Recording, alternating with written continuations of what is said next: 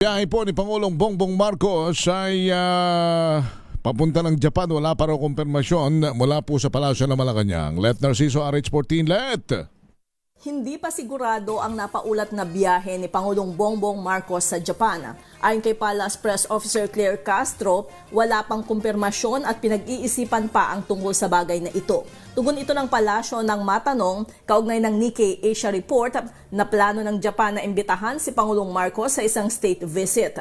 Batay sa ulat, maaaring magpulong ang Pangulo at si Japanese Prime Minister Sanai Takaichi para palakasin ang kooperasyon sa Free and Open Indo-Pacific.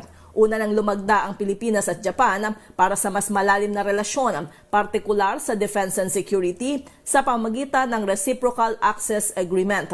Bukod sa usaping pangseguridad, katuwang rin ng bansa ang Japan sa pagpapaunlad ng mga infrastruktura, maritime capacity building, disaster resilience at energy security initiative. Ito si Let Narciso para sa DZRH, una sa Pilipinas, una sa Pilipino.